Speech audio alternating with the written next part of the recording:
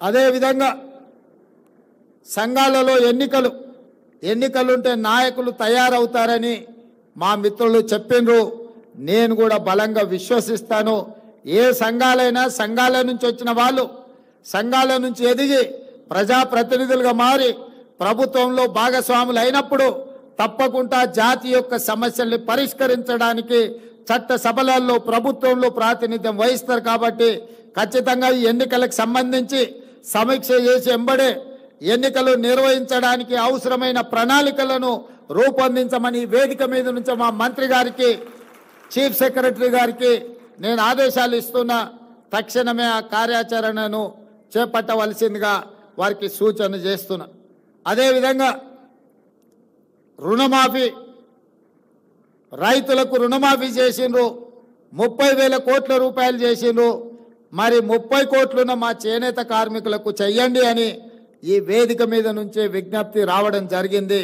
నిజంగానే 30 కోట్లుంటే ఒక్క కలం పోటుతోని 30 కోట్ల రూపాయలు మీ రుణాన్ని మాఫీ చేసే బాధ్యత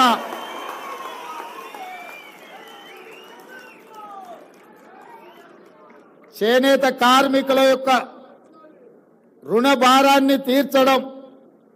30 కోట్లు నిజమైతే ఎలాంటి సమస్య లేదు. ఇది ప్రజా ప్రభుత్వం, పేద ప్రజల కోసం ఉన్న ప్రభుత్వం. ఇది ఇందిరమ్మ ప్రభుత్వం.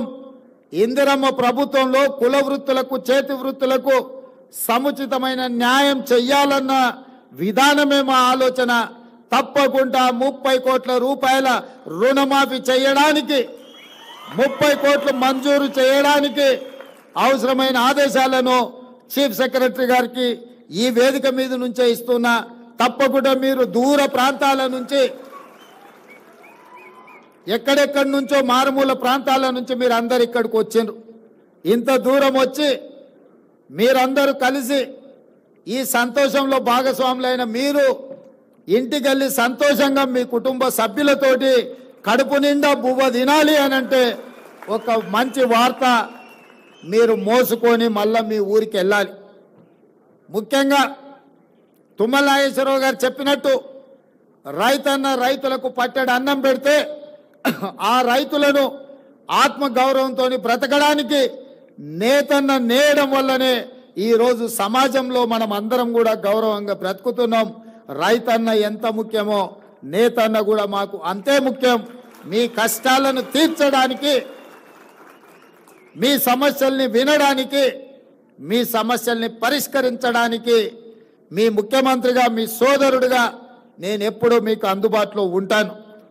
ఇక కొడంగల్ విషయానికి వస్తే ఒక్క కోస్గి మండలంలోనే, నియోజకవర్గంలోనే కాదు, కోస్గిలో మా చేనేత కార్మికులు, మా నేతన్నలు వేలాది మంది ఉన్నారు. ఇవాళ నా గెలుపులో కొడంగల్ శాసనసభ నుంచి ఎన్నికైన నాకు 100% నేతన్నలు అండగా నిలబడి ఈరోజు నన్ను శాసనసభ్యుగా ఎన్నుకున్నారు. కాబట్టి తెలంగాణ రాష్ట్రానికి ముఖ్యమంత్రి అయిన నా నియోజకవర్గంలో నేతన్నలు చాలామంది ఉన్నారు. వాళ్ళతో నాకు చాలా సన్నిహిత సంబంధాలు ఉన్నాయి. వాళ్ళకు కావాల్సిన కమ్యూనిటీ హాల్స్ కావాల్సిన నిధులు కూడా నేను ఎమ్మెల్యేగా ఉన్నప్పుడు ఇచ్చి ఆ కమ్యూనిటీ హాల్స్ కట్టించడానికి, వాళ్ళకు ఆదుకోవడానికి అన్ని రకాలుగా అక్కడ వాళ్ళతో నాకు సత్సంబంధాలు ఉన్నాయి. అందుకే ఈరోజు గద్వాలైనా, నారాయణపేట అయినా, కొత్తకోట అయినా, కోస్గి అయినా, సిరిసిల్ల అయినా, కరీంనగర్ అయినా, వరంగల్ అయినా ఎక్కడున్నా నేతన్ననే.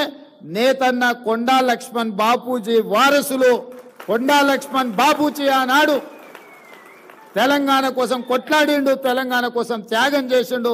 తెలంగాణ రాష్ట్ర సాధన కోసమే కాదు, తెలంగాణ రాష్ట్ర సమితి చంద్రశేఖరరావు గారికి నిలువ నీడనిచ్చి పార్టీ పెట్టినప్పుడు మొట్టమొదట కార్యాలయం పెట్టుకోవడానికి స్థలం ఇచ్చింది కూడా కొండా లక్ష్మణ్ బాపూజీ గారే.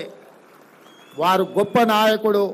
వారు లేకపోవడం విషాదకరం. తెలంగాణ రాష్ట్రం వచ్చినప్పుడు వారు 69లో తెలంగాణ రాష్ట్రం వచ్చే వరకు నేను పదవులను చేపట్టను అని ఆనాడు ఎమ్మెల్యేగా, మంత్రిగా రాజీనామా చేసిన గొప్ప పదవీ త్యాగం అంటే కొండా లక్ష్మణ్ బాపూజీ గారు చేసింది. రాజీనామాలు చేయడం, ఎలక్షన్ తేవడం, సెలక్షన్ చేయడం, కలెక్షన్ చేసుకోవడం త్యాగం అని చెప్తుంటారు కొంతమంది.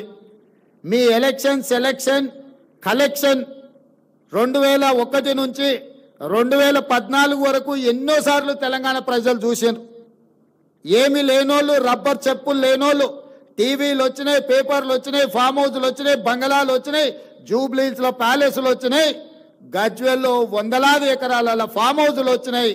మరి త్యాగాలు చేస్తే కొండా లక్ష్మణ్ బాపూజీ గారి లాగా లేకుండా మీరెందుకు ఇట్లా వేలాది కోట్ల రూపాయల ఆస్తులు వచ్చినాయో, మీ త్యాగానికి కొండా లక్ష్మణ్ గారి త్యాగానికి ఉన్న తేడా ఈరోజు తెలంగాణ సమాజం గమనించాలి.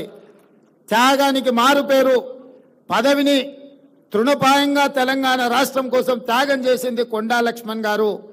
పదవులను అడ్డం పెట్టుకొని ఉప ఎన్నికలు తీసుకొచ్చి ఎన్నికల్లో సెలక్షన్స్ కలెక్షన్స్ చేసుకొని బాగుపడ్డోళ్ళు ఎవరో తెలంగాణ సమాజం నిశ్చితంగా గమనిస్తూనే ఉంది. కాబట్టి త్యాగం అనే పదం మీకు సూట్ అవ్వదు. త్యాగం అంటే కొండా లక్ష్మణ్ గారు. కొండా లక్ష్మణ్ గారిని తెలంగాణ సమాజం ఎప్పటికీ గుర్తుపెట్టుకుంటుంది. తప్పకుండా వారి యొక్క గౌరవాన్ని పెంచే విధంగా తెలంగాణ రాష్ట్రంలో నిర్ణయాలు ఉంటాయి. ఈ ఇండియన్ ఇన్స్టిట్యూట్ ఆఫ్ హ్యాండ్లూమ్ టెక్నాలజీకి కొండా లక్ష్మణ్ బాపూజీ గారి పేరు పెట్టుకుందామని చెప్పి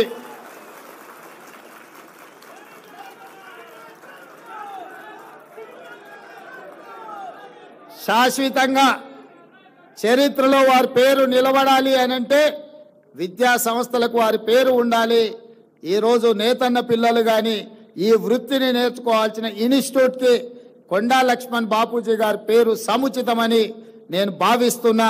మా అధికారులకు, మా మంత్రి గారికి నేను ఆదేశాలు ఇస్తున్న వేదిక మీద నుంచి తక్షణమే దీనికి సంబంధించిన జీవోను విడుదల చేయండి.